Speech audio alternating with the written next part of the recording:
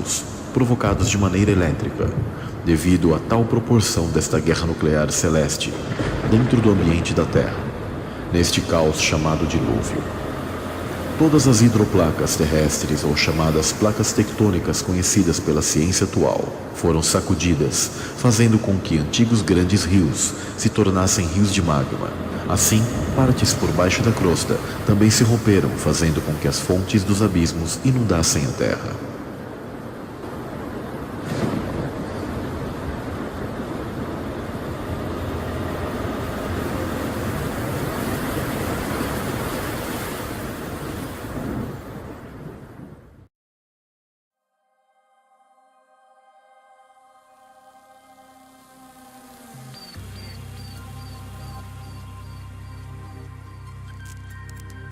Desertos possuem vastas quantidades de areia, e a composição da areia é quase totalmente dióxido de silício. Geralmente pode ser encontrada misturada nela grandes quantidades de outros minerais, como carbonato de cálcio, vários tipos de micas, feldspatos. Há extensões enormes de areia vitrificada ou vidro no deserto do Saara, que cobrem, por exemplo, uma extensa região no Egito, e aglomerado de cristais de quartzo no Tibete. Então aqui temos fragmentos daquela cúpula, onde os egípcios chamavam de a Rocha de Deus. E eles sabiam de onde veio. Eles descreveram a cúpula sobre a terra como um deus. A principal matéria-prima do vidro é também o dióxido de silício. E esse elemento não pode conduzir eletricidade sob circunstâncias normais, porque não possui elétrons livres presentes para a condutividade. É usado como isolante dentro de circuitos integrados. No entanto, o dióxido de silício é piezoelétrico, que significa que se você exercer pressão, irá gerar um impulso elétrico, e se você aplicar um campo elétrico, ele se deformará. Esta propriedade permite que seja usado para fazer cristais ressonantes, para controlar a frequência dos relógios de quartzo, transmissores, receptores de rádio e outros dispositivos. Sendo assim, a energia elétrica da Terra pode se mover através da cúpula por meio da piezoeletricidade.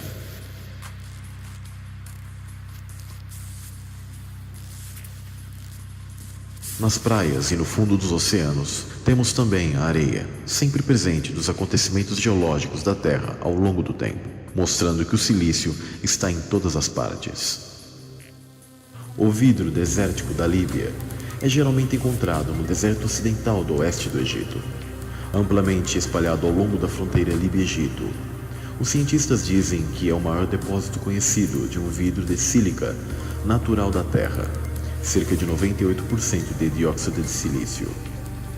As peças transparentes a translúcidas são de cor clara ou opaca, branca ou amarela a verde, que brilham como pedras preciosas no sol brilhante do deserto. Vai desde pequenos pedaços a grandes, pesando até 16 quilos. O vidro era conhecido pelos egípcios antigos, que o usavam no escaravelho de Tutancâmon. Era usado para ferramentas como lâminas afiadas. O vidro gerou intenso interesse entre os cientistas, porque sua origem permanece um enigma. Foi produzido pelo encontro de um corpo extraterrestre com a Terra? A ciência não tem certeza, e de fato, inventou pelo menos 10 teorias para explicar sua origem.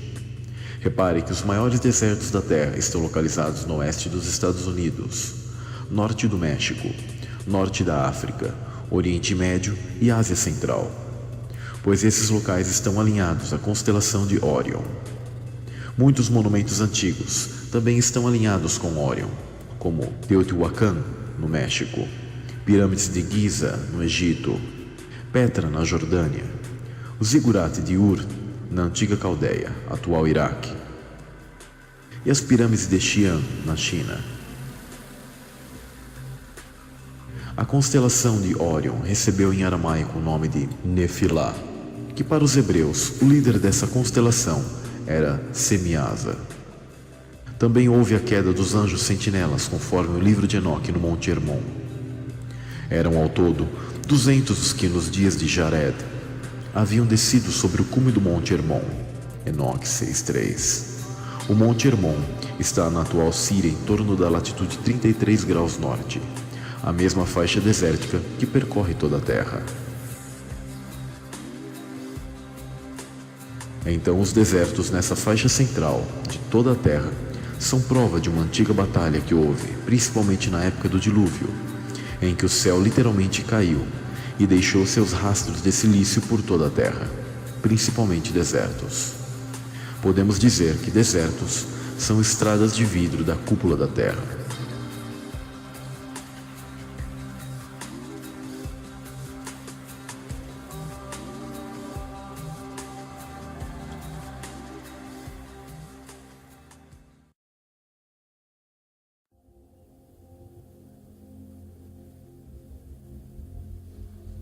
O pesquisador Gerhard Schmidt, da Universidade de Mainz, da Alemanha, calcula que cerca de 160 asteroides metálicos de cerca de 20 km de diâmetro bastariam para fornecer a concentração conhecida desses metais na crosta da Terra.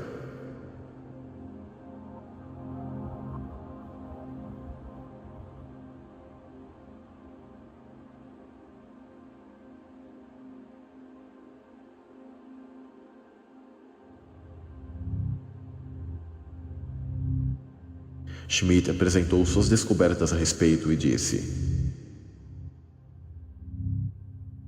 descobrimos distribuições de abundância notavelmente uniformes em nossas amostras da crosta superior da Terra. Uma comparação desses valores com meteoritos sugere uma fonte cósmica. Ao longo de 12 anos, o cientista analisou as concentrações desses metais em pontos de impacto de meteoritos pelo mundo, além de amostras originárias da Terra. O aquecimento fez com que os metais mais pesados se separassem da rocha mais leve de silício, que deu origem à crosta terrestre. Sua composição ajuda na busca para sabermos do que é feito o domo. Foram descobertos grãos de silício, mais especificamente da substância dióxido de silício em meteoritos. Essa descoberta é surpreendente, quando o silício não é um dos minerais que se esperava poder condensar-se nas atmosferas estelares segundo a astronomia, e até já foi apelidado jocosamente de condensado mítico, por não haver uma explicação plausível. Materiais também encontrados, como olivinas, topázios, ametistas e vidro, possuem suas matérias-primas cozidas pela eletrificação das estrelas, segundo a astronomia. Aqui, mais uma prova que o material de meteoros são pedaços da cúpula da Terra, que estão presos ao campo toroidal da Terra. A ciência chama esse campo toroidal falsamente de campo gravitacional. Descargas elétricas da bobina energética da Terra se descarregam nessa cúpula, onde saem fragmentos, formando os meteoros e meteoritos que conhecemos. Estes, por vezes, escapam desse campo toroidal e caem sobre a Terra. Esse estudo de Schmidt trouxe mais uma luz a uma dúvida que os cientistas possuem. Afinal, de onde surgiu o silício na crosta terrestre? De vulcões ou oriundo de chuva? Mais de 90% da crosta terrestre, ou seja, do chão que pisamos, é composta de minerais ricos em sílica, feldspato, quartzo, entre outros. Cientistas são unânimes em apoiar a afirmação, mas a origem desse material enriquecido em sílica ainda levanta debates. A ciência clássica não possui respostas definitivas sobre a composição da origem do silício da crosta terrestre, sendo um grande enigma para os geólogos. Assim como há muitas teorias para tentar saber de onde vem a água que temos na Terra.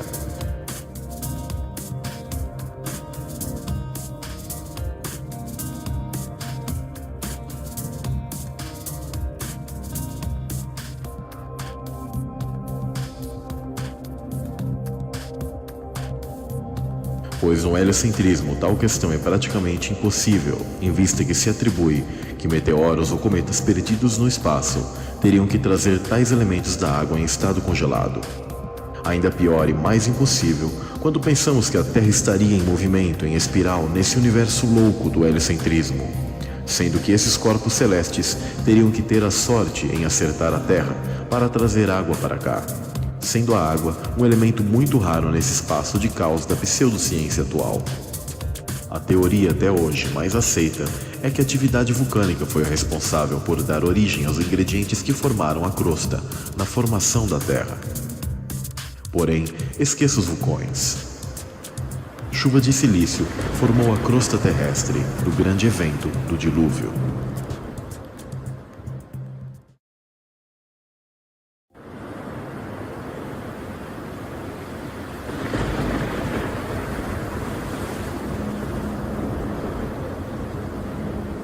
Uma dupla de cientistas da Universidade McGill, no Canadá, publicaram um estudo propondo uma nova teoria, a de que a crosta terrestre seria formada por uma chuva, onde na verdade esse silício não saiu do chão, mas ele caiu do céu em forma de uma chuva apocalíptica. Os pesquisadores sugerem que o silício não surgiu do solo, mas sim de uma espécie de chuva de silicato formada por vapor a mais de 700 graus de temperatura que solidificou a crosta terrestre.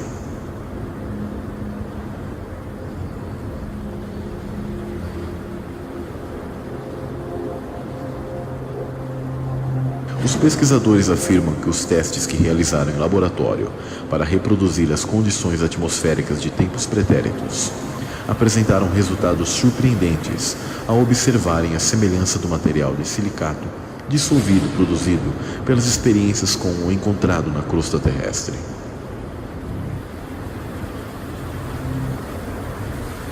Os cientistas afirmam que o experimento mostra a química do processo de formação da crosta.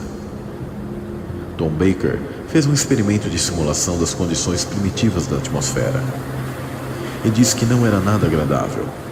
A temperatura do ar era alta o suficiente para dissolver as rochas da superfície, mais ou menos como o açúcar se dissolve no café. É nessa ideia que ele baseia sua nova teoria da formação da superfície da Terra, publicada na Earth in Planetary Science Letters. No início da formação da Terra, a temperatura média era de 727 graus e a pressão atmosférica 100 vezes maior que a atual. Provavelmente, esse era o tipo de condição em que a Terra se encontrou devido às batalhas dos deuses na cúpula terrestre.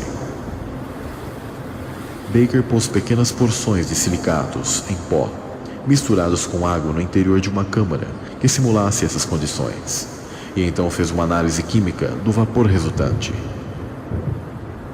90% era água, os outros 10%, um conjunto de minerais quase idêntico na proporção de cada elemento à composição da crosta terrestre atual.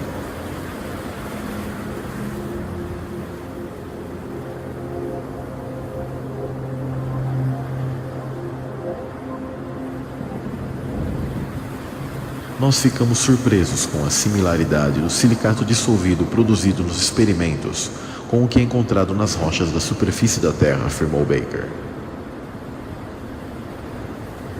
Em realidade, a água veio das águas primordiais acima do firmamento, e não como a ciência conta.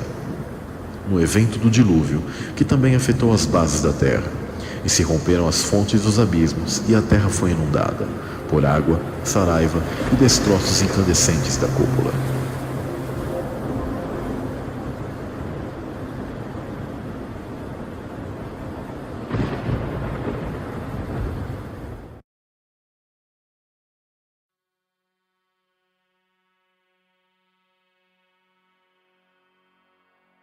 Como funcionam os relógios de quartzo? Na relojoaria, o quartzo é utilizado para realizar a contagem dos segundos em relógios de pulso. Na grande maioria dos relógios produzidos hoje, a passagem do tempo é medida pelas vibrações de um minúsculo cristal de quartzo. Esse mineral gera pulsos elétricos quando submetidos a uma pressão física e também vibra fisicamente quando atravessado por uma corrente elétrica. Essa propriedade singular, chamada de piezoelétrica, faz com que a vibração possa ser captada por eletrodos, que são condutores metálicos de eletricidade. Os relógios de quartzo popularizaram-se na década de 70 e substituíram quase completamente os mecânicos, regulados por mola e corda. Enquanto os melhores aparelhos mecânicos se desajustam em 1/10 de segundo por dia, Os de quartzo não erram mais que 1 milésimo. O tempo é contado pela pulsação do cristal em ritmo invariável. O processador é um circuito eletrônico que recebe os pulsos emitidos pelo cristal e os divide em centésimos, segundos e minutos. Dependendo do tipo do relógio, a informação pode ser enviada para um visor de cristal líquido ou regular um motor de ponteiros. A bateria fornece energia tanto para o cristal quanto para o visor e o microchip.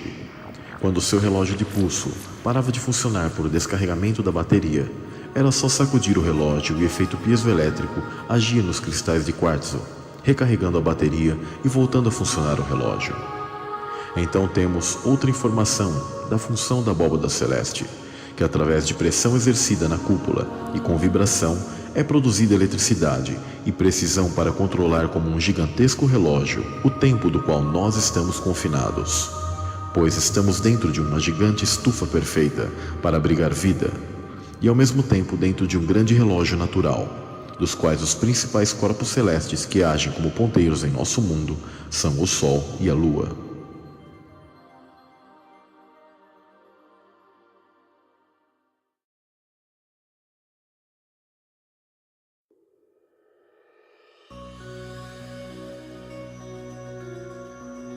Nosso mundo é elétrico. E outra evidência